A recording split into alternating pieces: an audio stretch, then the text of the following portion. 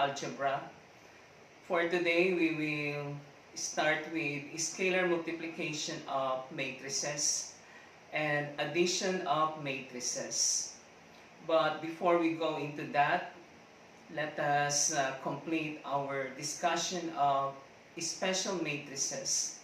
And we start off with non-negative matrix.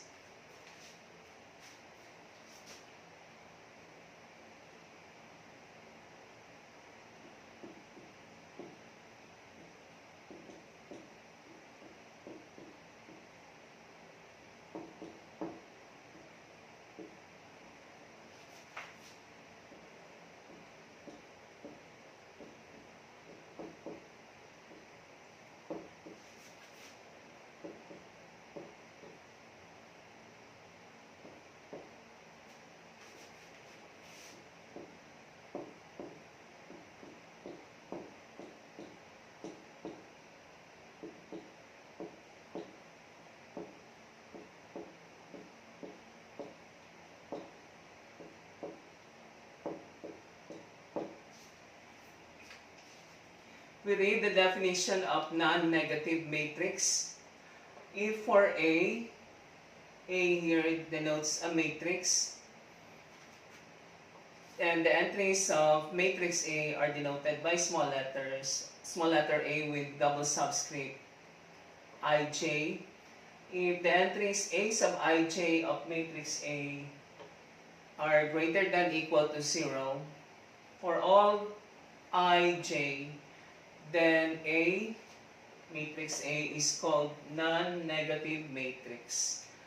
Because according to this definition, the entries of matrix A are either positive, greater than 0, or 0. So that implies that none of the entries of matrix A is negative. And so matrix A is called non-negative matrix. An example would be the following.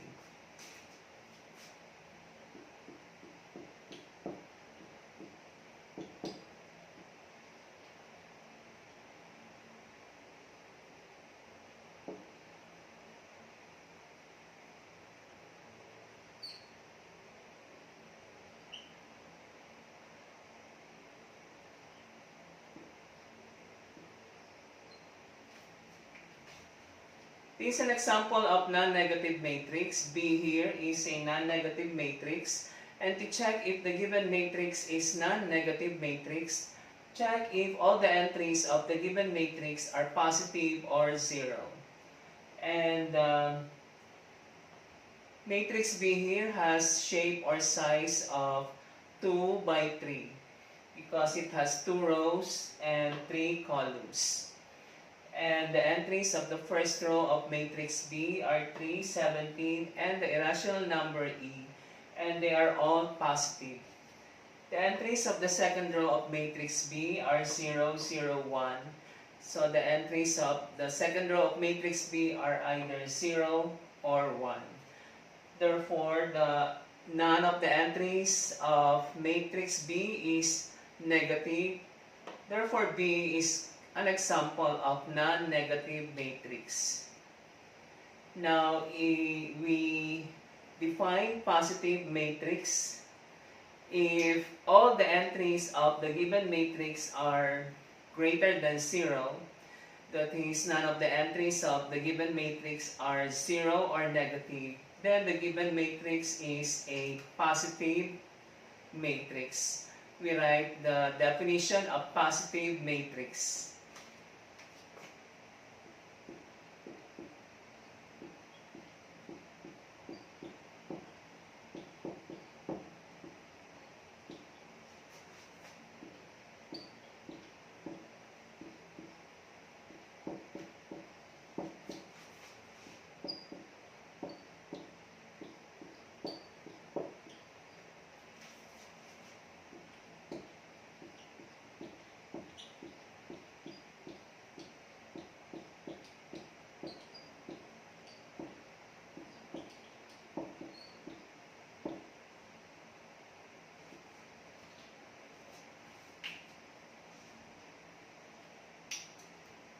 If for a matrix A sub ij denotes the entries of matrix A. If the entries A sub ij of matrix A are greater than 0, is strictly greater than 0, for all subscripts I and j, then A is called a positive matrix. If all the entries of the given matrix are greater than 0 or positive, then the matrix is positive matrix. None of its entries are 0 or negative. We take some examples.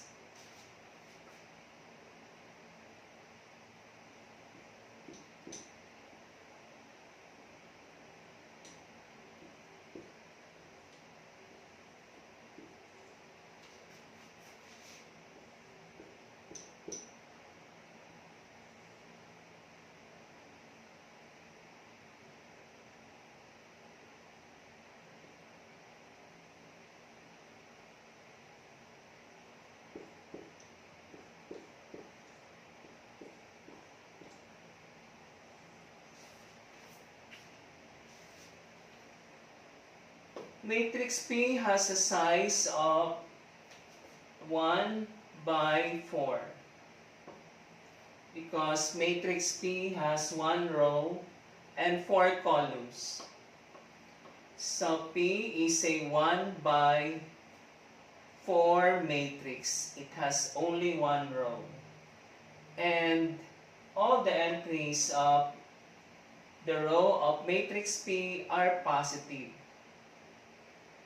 And so P is an example of positive matrix. Now consider matrix Q. Matrix Q is a 3 by 1 matrix. It's 3 by 1 because it has 3 rows. 1, 2, 3. And only 1 column. Thus, the size of matrix Q is 3 by 1. And all the entries of the column of matrix Q are positive. They are all proper fractions, rational numbers, because each entry is a ratio of 2 integers, positive integers. And so Q is another example of a positive matrix. Furthermore, matrix Q is what we call a column vector. And matrix P is an example of what is known as row vector. Based from this example, a row vector is a matrix with only 1 row.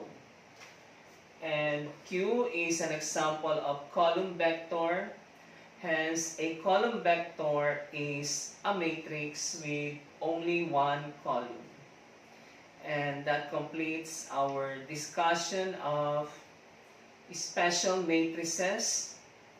And we will return to these matrices as we go on with our study of linear algebra.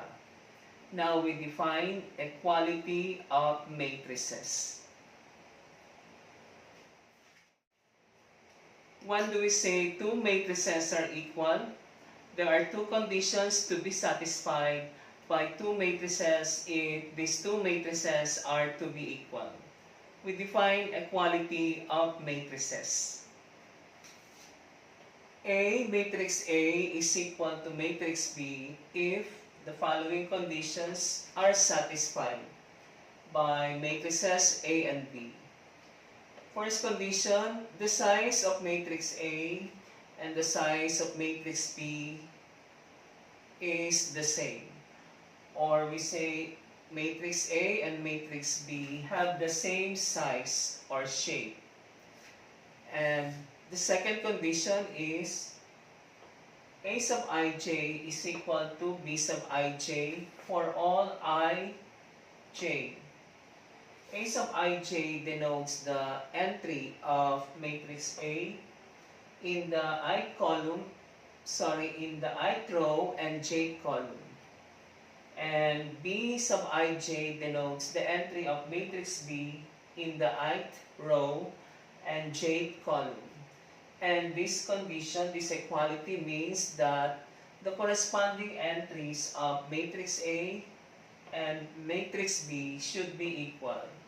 That is, the ij entry of matrix A should be equal to the ij entry of matrix B.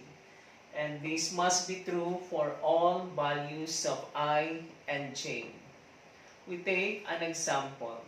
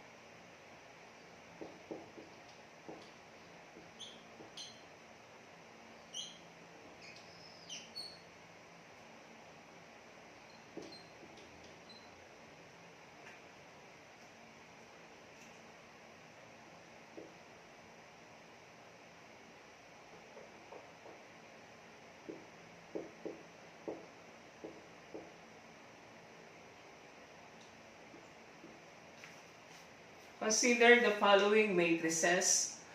Matrix M is a 2 by 3 matrix because it has 2 rows and 3 columns. And matrix M is a non-negative matrix because its entries are either positive or 0. Matrix N is a 3 by 2 matrix because it has 3 rows and 2 columns. Hence, the size of matrix N is 3 by 2. And matrix N is neither a non-negative matrix nor a positive matrix. It is not a non-negative matrix because there is one entry in matrix N that is negative. For N to be a non-negative matrix, none of its entries should be negative. But there is one negative entry in matrix N, so N is not a non-negative matrix. And N is not also a positive matrix because one of its entries is 0 and one of its entries is negative 1. For N to be a positive matrix, all of its entries must be greater than 0 or positive. Now, matrix P is a 2 by 3 matrix because it has 2 rows and 3 columns. The entries of the first row of matrix P are square root of 4, sine of 90 degrees, and 0. The entries of the second row of matrix P are square root of 3, pi, and 3 over 6. Now we determine which two of these 3 matrices are equal.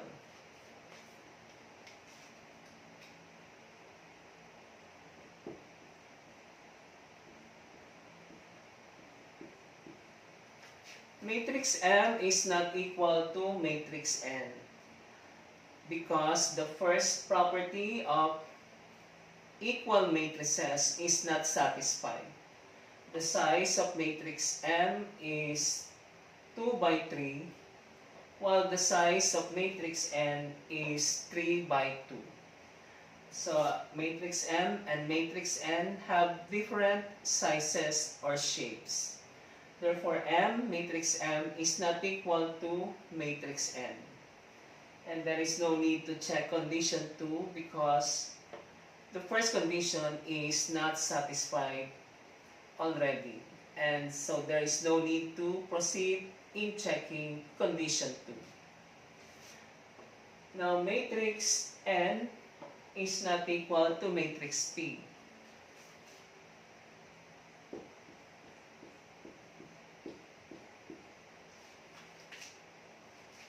We check the first condition. The two matrices, if they are to be equal, should have the same size or shape. The size of matrix N is 3 by 2, 3 rows and 2 columns, while the size of matrix P is 2 by 3.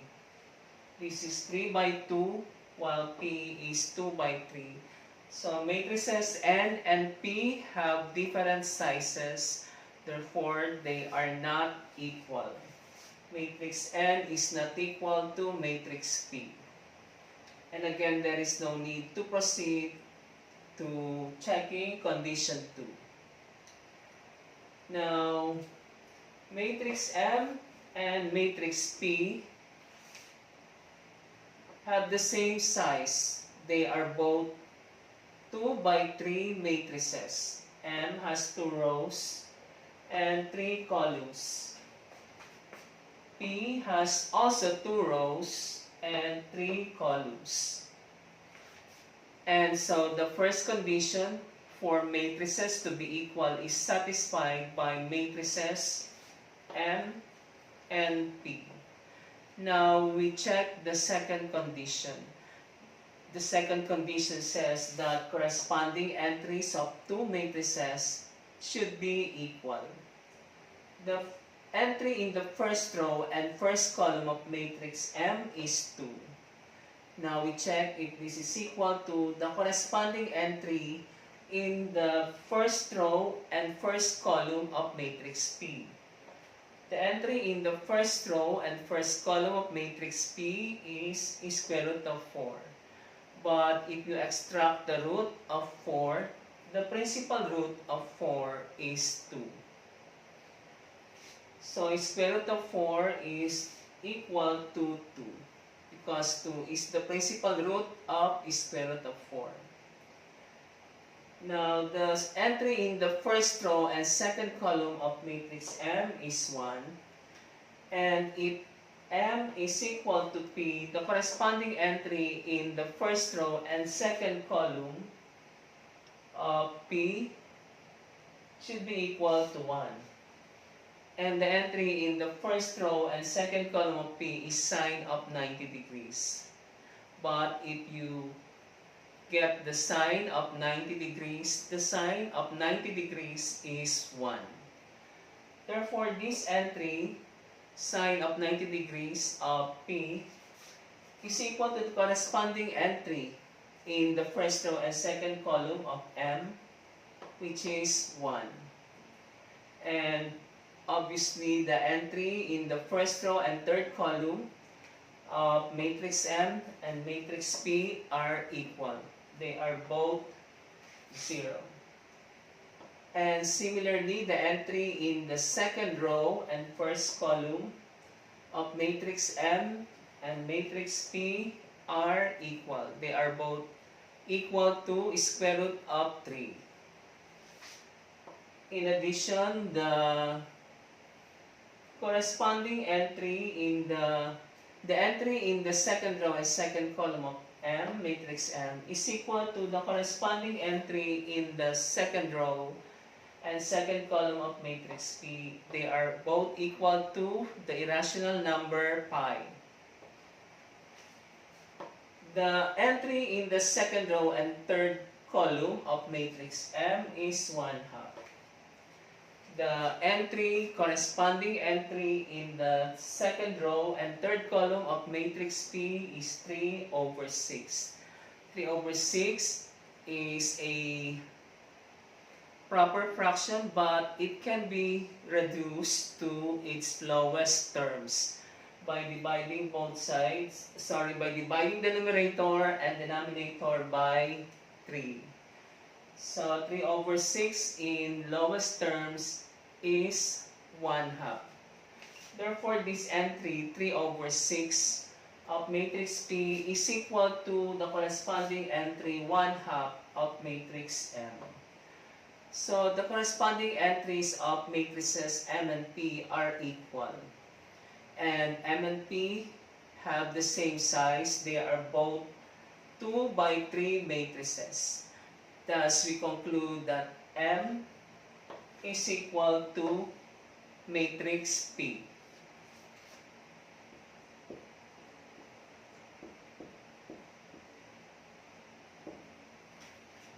We now define scalar multiplication of matrices. What is meant by scalar multiplication? In scalar multiplication of matrices, we will multiply a scalar by a matrix, or a matrix is multiplied by a scalar. And as you may have learned already, a scalar is an entity with magnitude only. And a scalar can be any element of a field. Usually, a scalar is either a real number or a complex number. While a matrix is, as we have defined before, is a rectangular array of scalars, where the entries of a matrix are scalars, and these scalars are elements of a field, which is usually either the set of real numbers or the set of complex numbers. So we will multiply a rectangular array of scalars by a single scalar.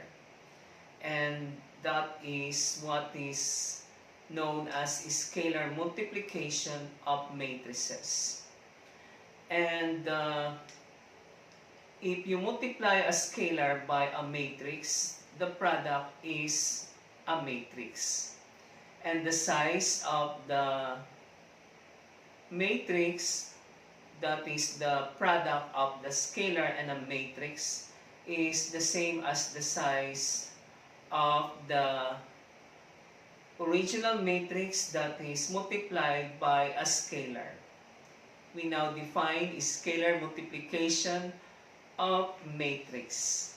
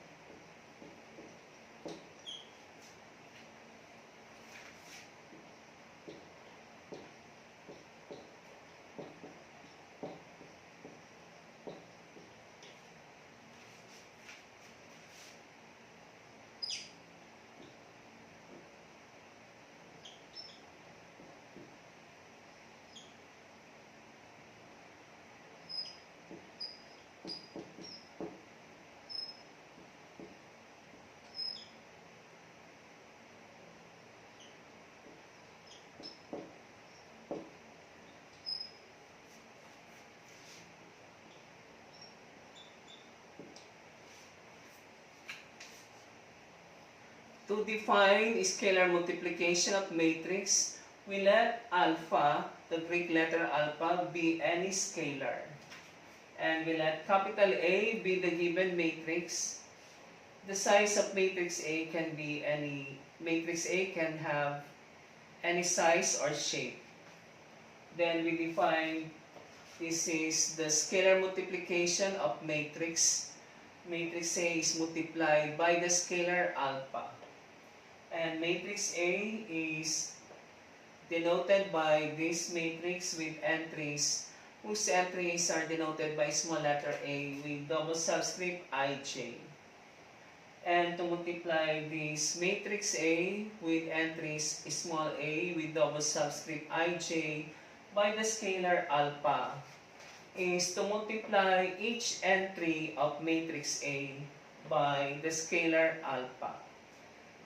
And this new matrix is denoted here by matrix B. The size or shape of matrix B, the product of the scalar and matrix A, is the same as the size of the given matrix A. If A, for example, is a 5 by 10 matrix and it is multiplied by any scalar alpha, the product of matrix A, which is 5 by 10, multiplied by the scalar alpha, denoted by matrix B, the size of matrix B is 5 by 10. We take an example.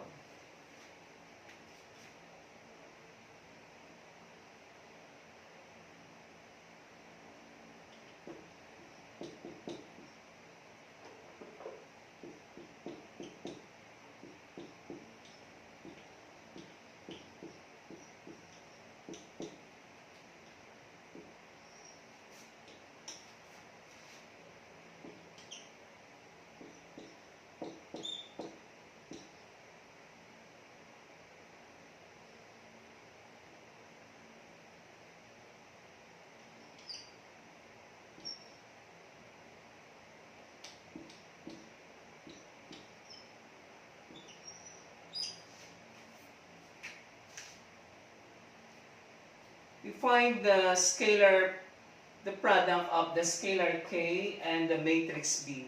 Matrix B is a 3 by 3 matrix because it has 3 rows and 3 columns. Or we simply say B is a square matrix of size 3 by 3. We multiply the scalar K by matrix B, and it is denoted by KB.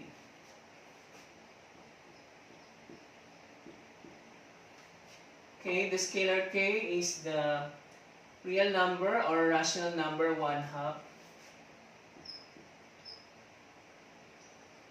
multiplied by matrix B with entries in the first row 2, 16, 14.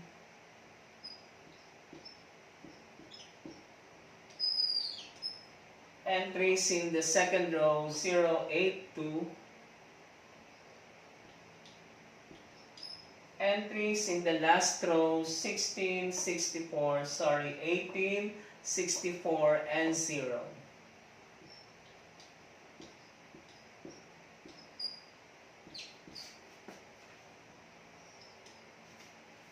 And according to the definition of scalar multiplication of matrix, to multiply a matrix by a scalar is to obtain the product of a matrix and a scalar. We multiply each entry of the matrix by the scalar.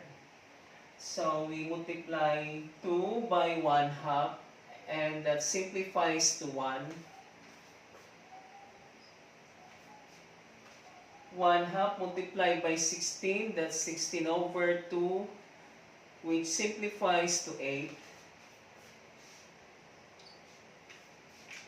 1/2 multiplied by 14 is 14 over 2. That simplifies to 7.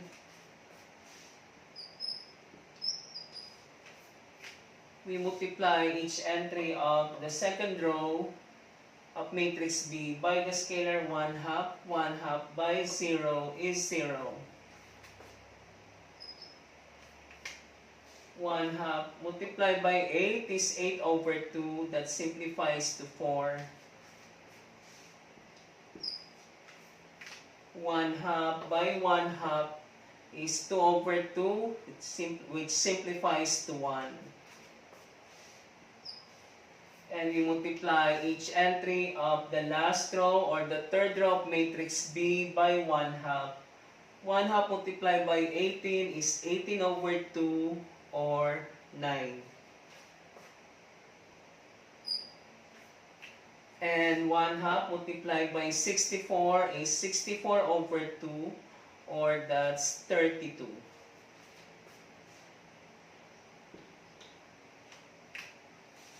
And 1/2 multiplied by 0 is 0. And this is the product of the scalar multiplied by matrix B. And you can see the size of this product KB is 3 by 3, which is the same as the size of matrix B.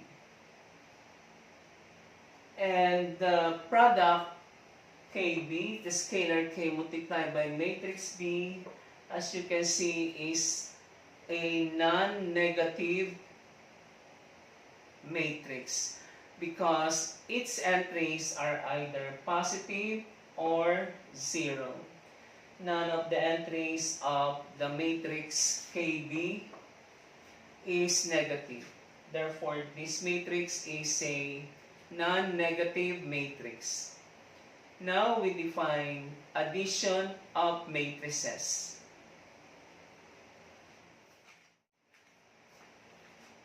Now, if we are given any two matrices, we cannot always get the sum of any two matrices because for some pairs of matrices, the sum is undefined or not defined.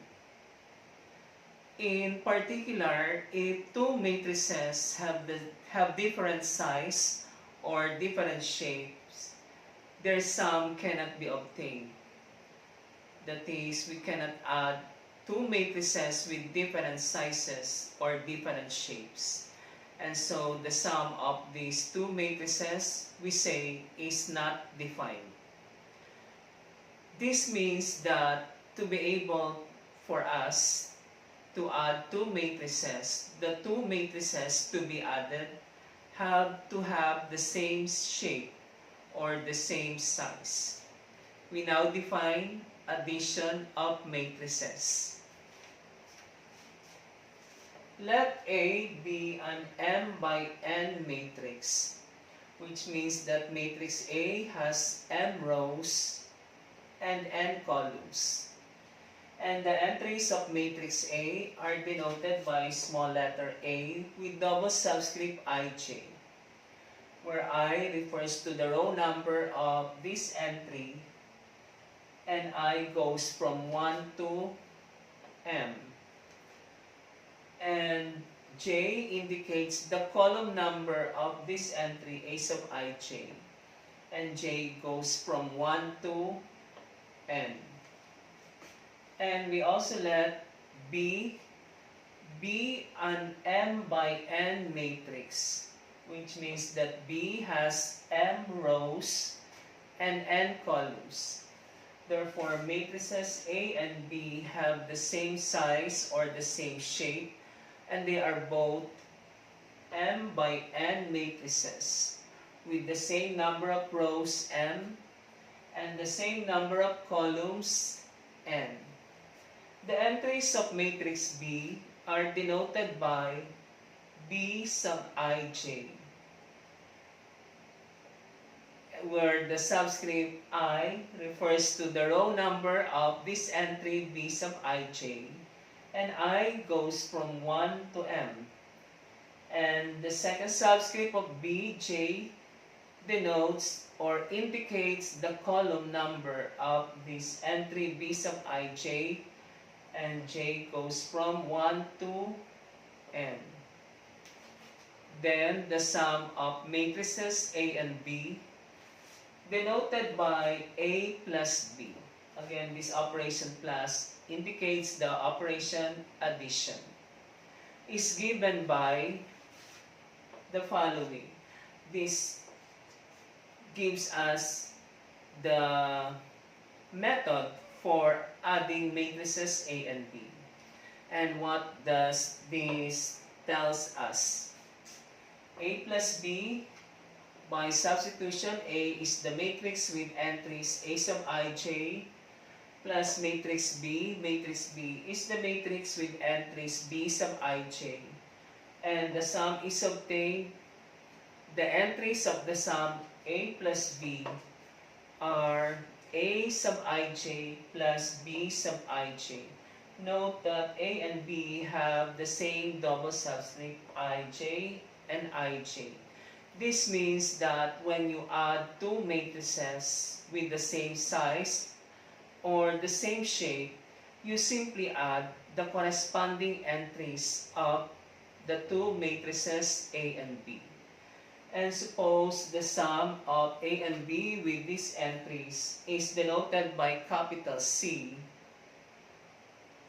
Capital C here now denotes the sum of matrices A and B, and the shape or size of matrix C is M by N. That means that the sum of two matrices has the same shape or size of both the given two matrices that are added. Now we take an example. Consider the following given matrices and a scalar. Let P be the matrix with these entries, and P has the shape of matrix P is 3 by 3 because it has 3 rows and 3 columns. And so P is a 3 by 3 matrix or is a square matrix.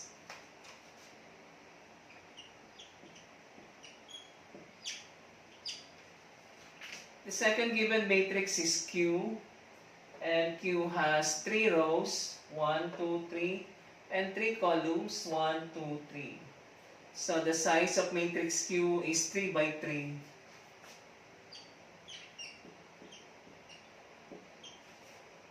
And Q is also a square matrix. So the given matrices P and Q have the same shape or the same size. They are both 3 by 3 matrices with 3 rows and 3 columns. And we are given a scalar K equal to negative 2. Find letter A. This is the scalar multiplication. The product of the scalar K equals negative 2 and the square matrix P. Letter B, we find the negative of matrix Q. And this actually represents another scalar multiplication where the scalar is negative 1. And negative 1 is multiplied by the matrix Q, which is a square matrix. And letter C, we now find the sum of the negative of Q and the product of the scalar multiplication of K and matrix P. We start with A. Again, by definition of scalar multiplication of matrices, to multiply matrix P by the scalar K, we multiply each entry of matrix P by the scalar negative 2.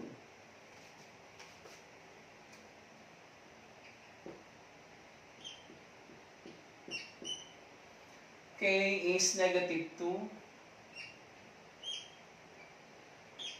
multiplied by matrix P with entries in the first row 1 to negative 1.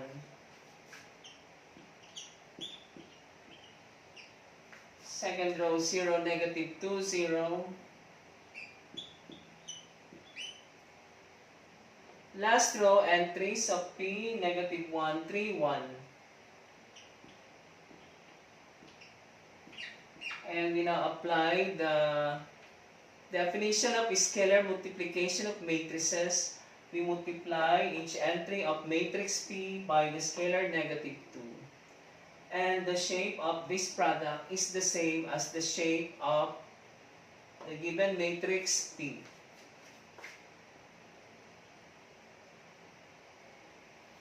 That is, without actually getting the product KP, you can tell already the shape of the product or the size of the matrix representing the product of the scalar k and the matrix P. In this example, it's 3 by 3. Now we multiply the first row of matrix P by negative 2. Negative 2 by 1 is negative 2. Negative 2 by positive 2 is negative 4. Negative 2 by negative 1 is positive 2. Negative 2 by 0 is 0. Negative 2 by negative 2 is positive 4. Negative 2 by 0 is 0. Negative 2 by negative 1 is positive 2. Negative 2 by positive 3 is negative 6. Negative 2 by positive 1 is negative 2.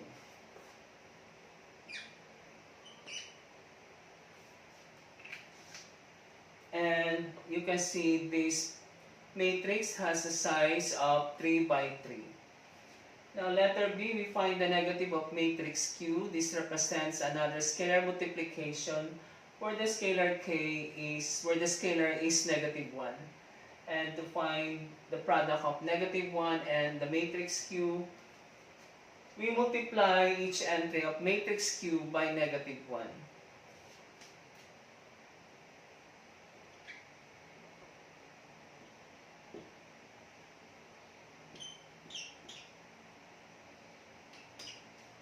As I said, this represents the product of the scalar negative 1 and matrix Q.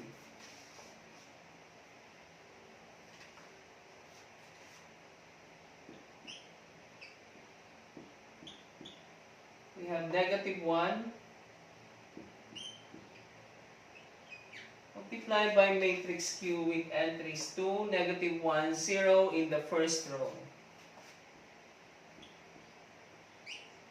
Negative 1, 2, 1 in the second row. And 0, negative 3, negative 1 in the last row.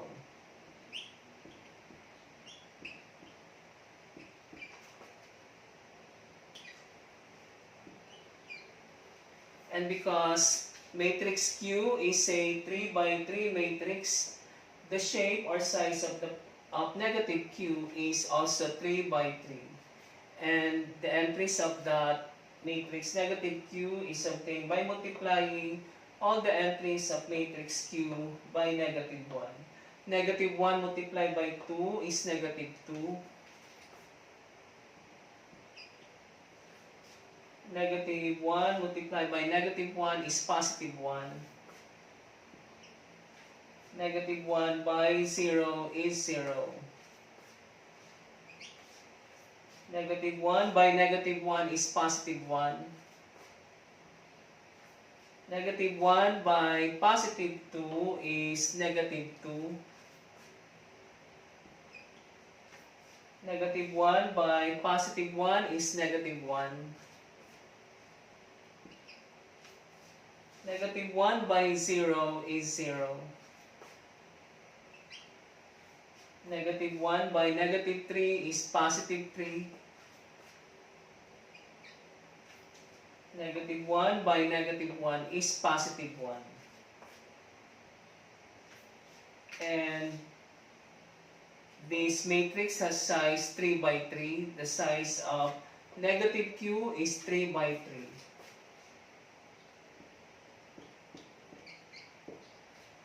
And the size of the product Kp is also 3 by 3.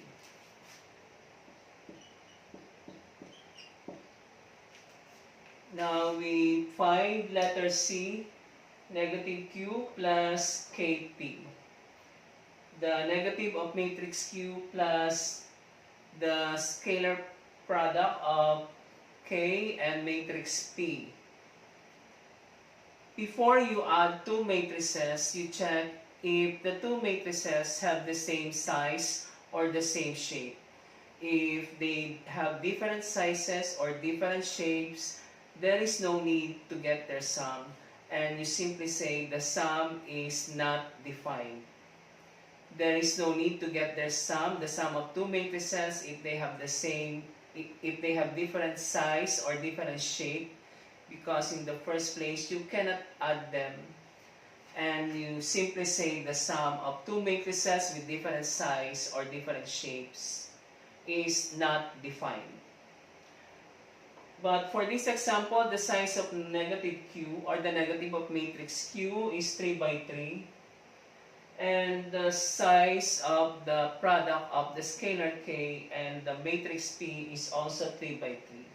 So the sum, negative q plus kp, is defined. And we find the sum, or the entries of the sum of negative q plus kp.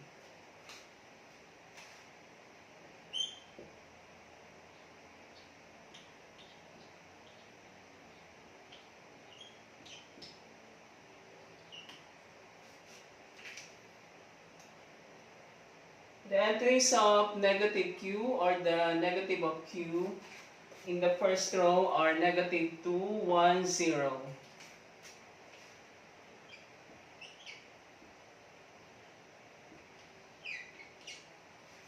In the second row, the entries of the negative of q are 1, negative 2, negative 1.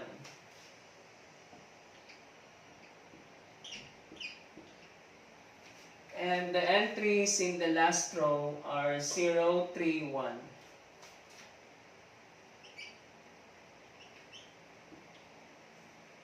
And to this, we add the product of scalar k and p with entries in the first row, negative 2, negative 4, positive 2.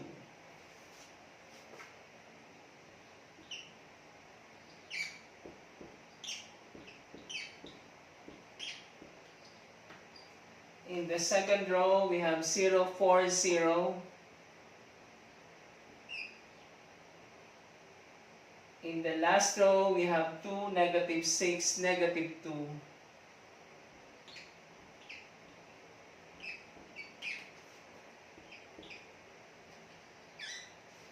And the definition of addition of matrices says that to get the sum of two matrices, we add the corresponding entries of the two matrices. So this entry, negative 2, corresponds to this entry, negative 2, and we add them. Negative 2 plus negative 2 is negative 4.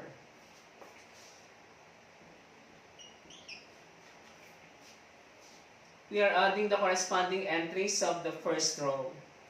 This entry in the first row corresponds to this entry of the first row of the product kp, and we add them. 1 plus negative 4 is negative 3.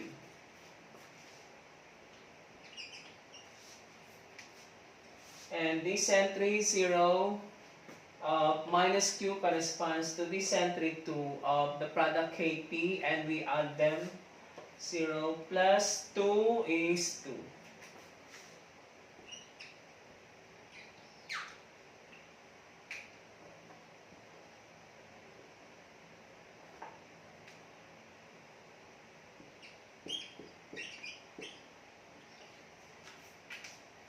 Now we add the corresponding entries of the second rows of the two matrices, minus q and kp. 1 plus 0 is 1.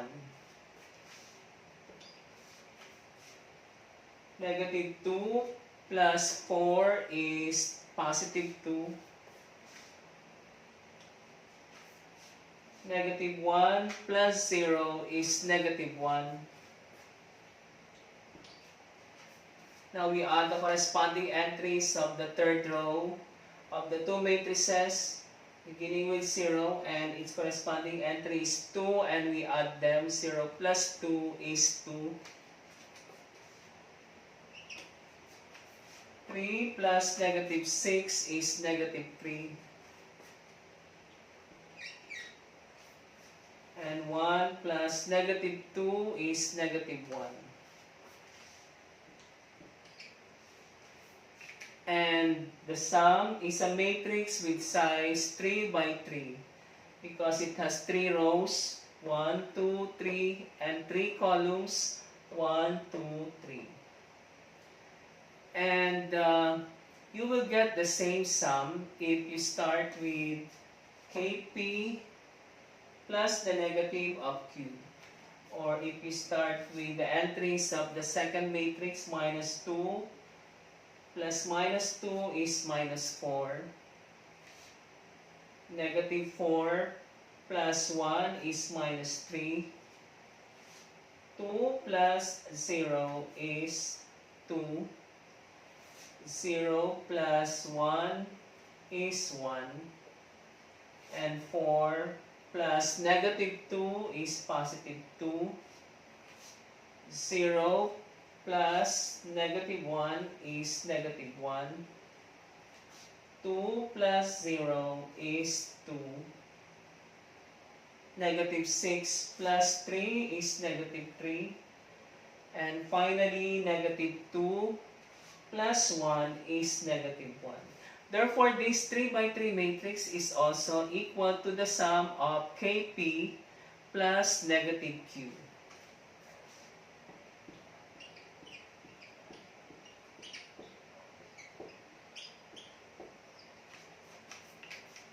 We have just shown that the sum of negative Q plus Kp is equal to Kp, the sum of Kp plus the negative of Q.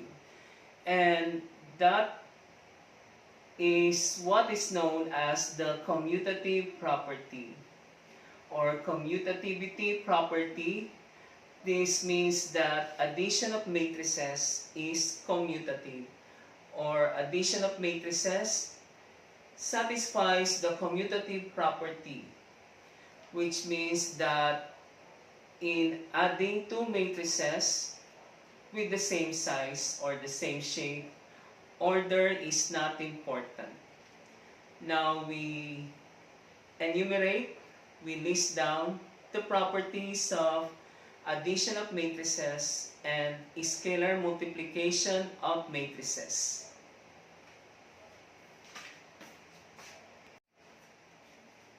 We now state the properties of matrix addition and properties of scalar multiplication of matrices. That is the product of scalar and a matrix.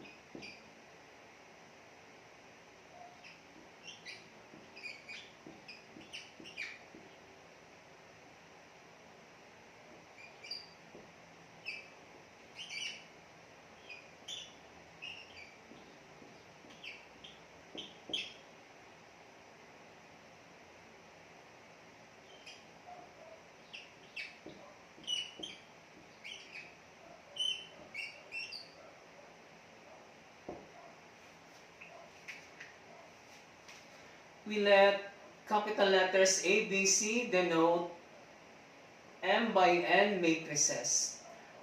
This means that all the three matrices A, B, C have the same size or the same shape. They are all M by N matrices. Each matrix has M rows and N columns. Further, we let the entries of matrix A denoted by A sub ij, the entries of matrix B denoted by B sub ij, and the entries of matrix C denoted by C sub ij be elements of R. We say that the entries of a matrix are scalars, but for stating the properties of addition of matrices and scalar multiplication of matrices, we take the scalar entries of matrices A, B, C to be elements of R, the set of real numbers. This means that the entries of matrices A, B, C denoted by A sub ij, B sub ij, and C sub ij respectively are real numbers. Furthermore, we let alpha, beta, and gamma be real numbers. That means our scalars are denoted by alpha, the Greek letters alpha, beta, and gamma. Then the first property states that A plus B is equal to B plus A. We are sure that the sum A plus B is defined because A and B are both M by N matrices, and we said that the sum of two matrices is defined only if the two matrices have the same size or the same shape.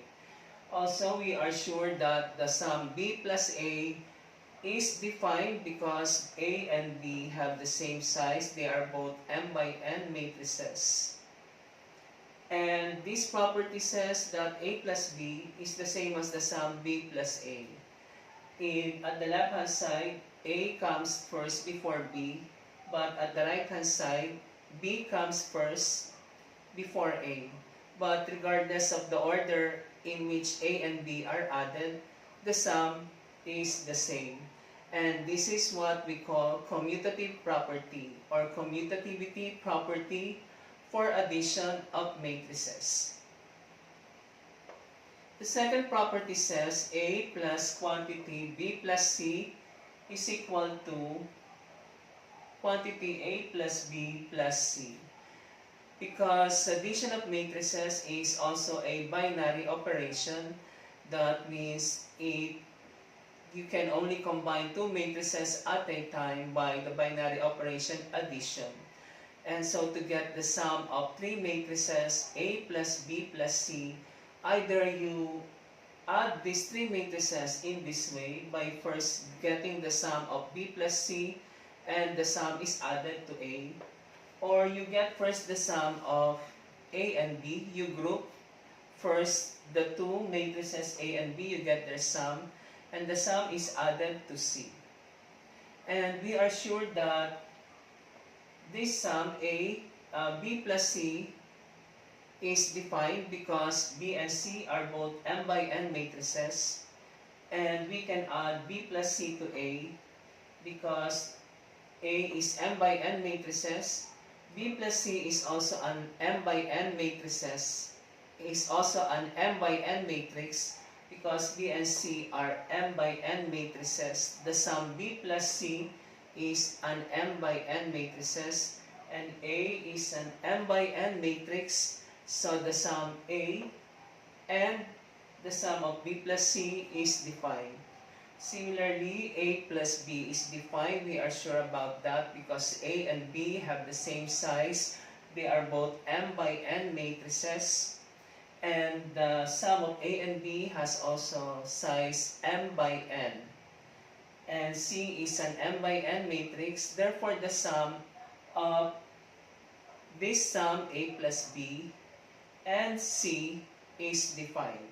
And the sum is M by N matrix. And the sum at the left hand side is equal to the sum at the right hand side. And that is known as the associativity property or associative property for addition of matrices. that tells us that regardless of the order in which, regardless of the grouping of the matrices, their sum is the same. On the left hand side, we group B and C first. We get their sum first, and the sum we add to A.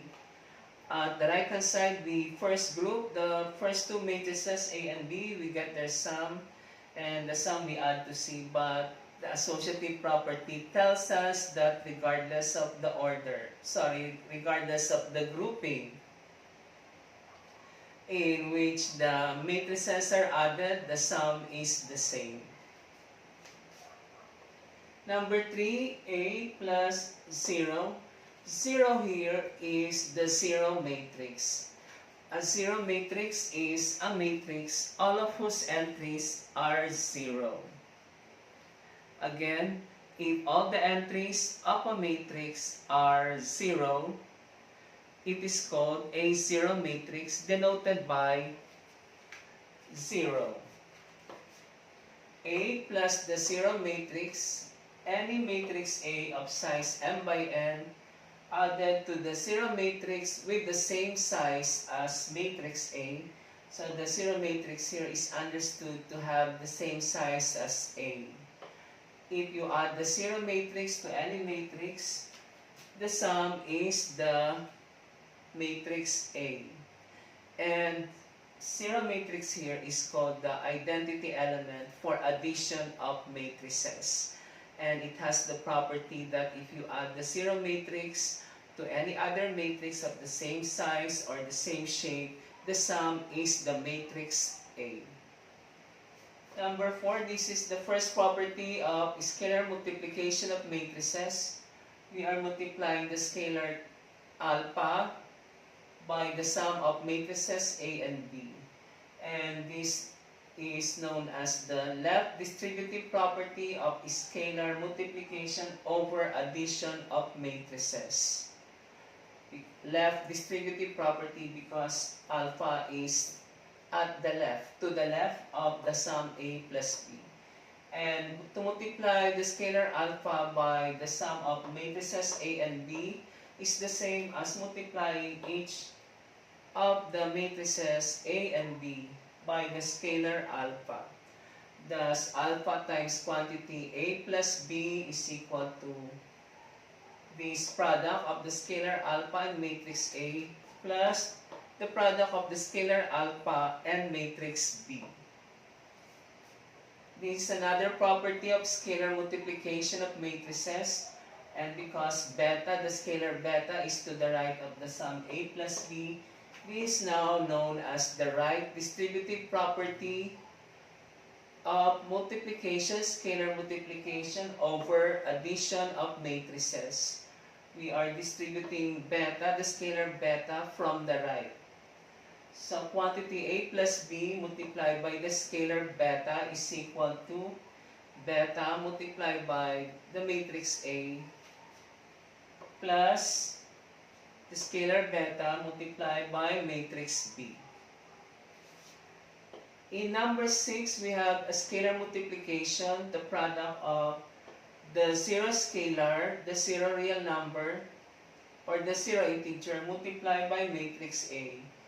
And to find the product of matrix A and the scalar 0, the real number 0, we multiply each entry of matrix A by 0.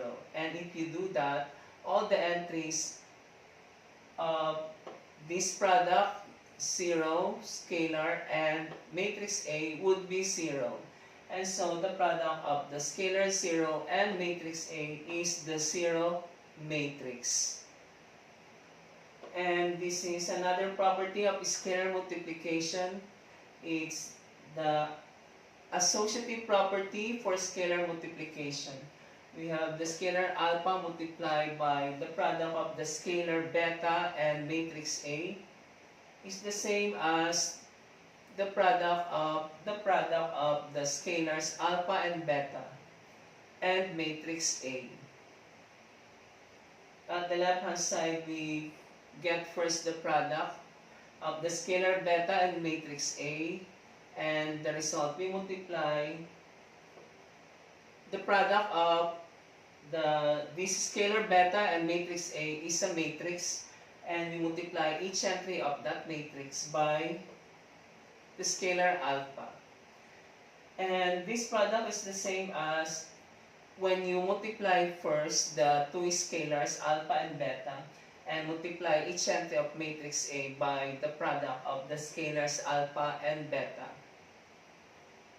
Now this is the distributive property of multiplication over addition of scalars. We have the product of the sum of the scalars A plus beta multiplied by the matrix A, and this is equal to, it's like we distribute matrix A from the right. Alpha multiplied by matrix A plus beta multiplied by, this should be matrix A.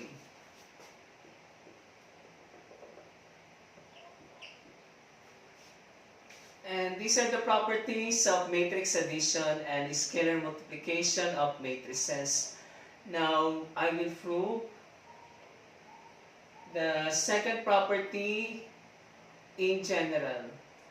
We let A, B, C be an m by n matrices, and we show that the sum of these three matrices satisfies the associative property for addition of matrices. To prove that addition of matrices satisfies the associative property or associativity property, we let A, B, C again be m by n matrices. That is, A, B, C are matrices of the same size with m rows and n columns, and the entries of matrices A, B, C denoted by A sub ij, B sub ij, and C sub ij respectively are scalars. Specifically, they are real numbers, elements of the set R of real numbers. And we show that the sum A plus quantity B plus C is equal to the sum quantity A plus B plus C. And we start from the left-hand side.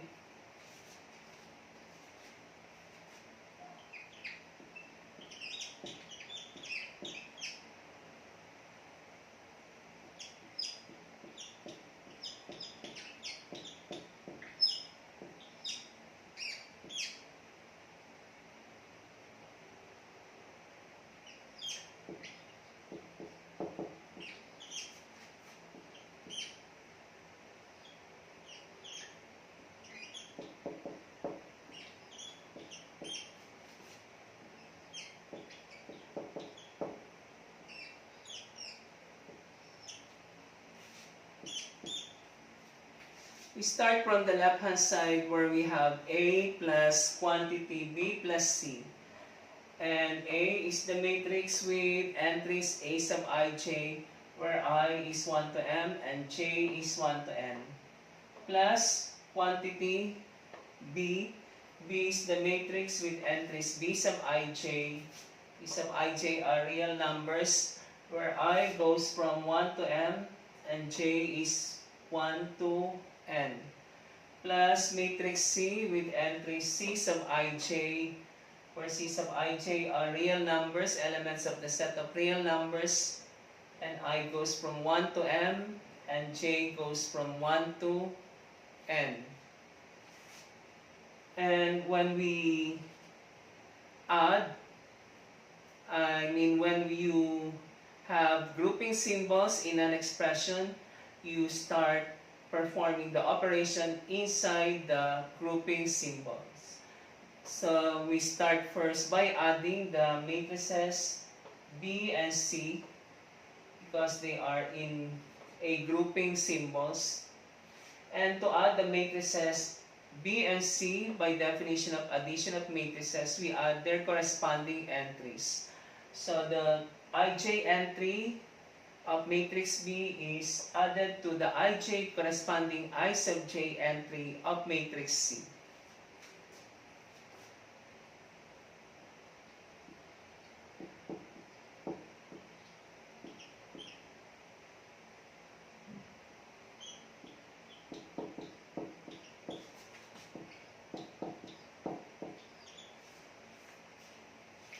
This tells us that the entry in the ith row and j column of the sum b and c is the sum of the entries b sub ij and c sub ij. Now to add these two matrices, again we add the corresponding entries of these two matrices. That is, the ij entry of matrix A is added to the ij entry of the sum B, matrix B and matrix C. And we do that.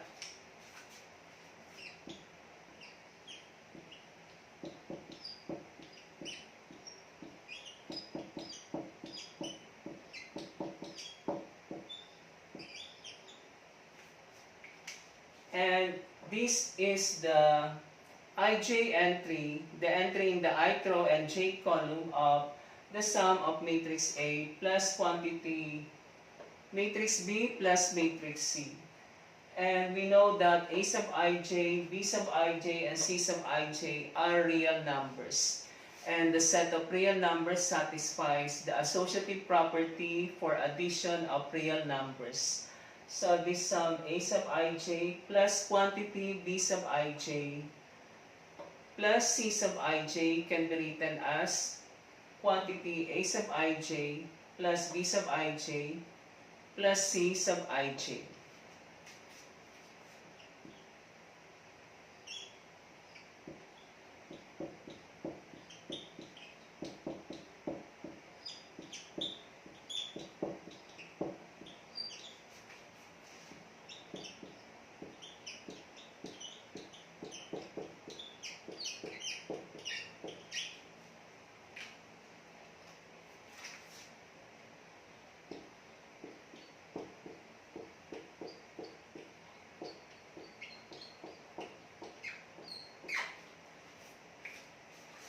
Again, the sum of the real numbers A sub ij plus quantity B sub ij plus C sub ij is equal to or the same as the sum of quantity A sub ij plus B sub ij plus C sub ij.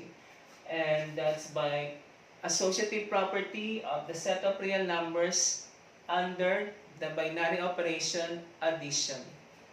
Now, we will separate this into sum of two matrices. This matrix with entries A sub ij plus B sub ij plus the matrix with entries C sub ij.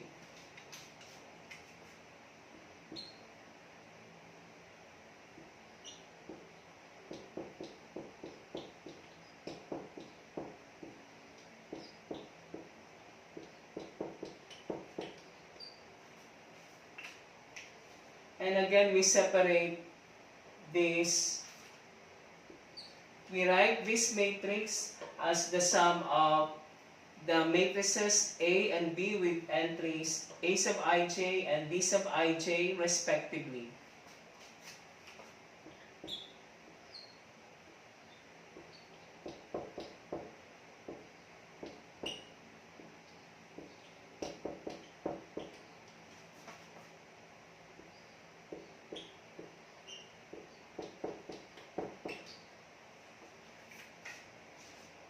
But this matrix with entries A sub ij is matrix A.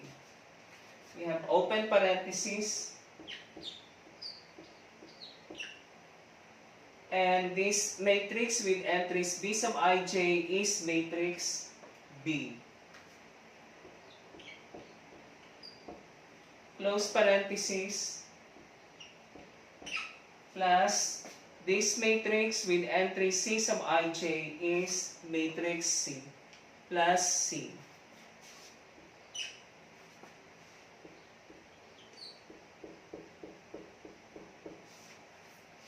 And we have shown that A plus quantity B plus C is equal to quantity A plus B plus C. That is, we have shown that addition of matrices for any matrices A, B, C with the same size M by N is associative, or the sum of matrices, addition of matrices satisfies the associativity property, And this completes the end of proof indicated by the shaded rectangle.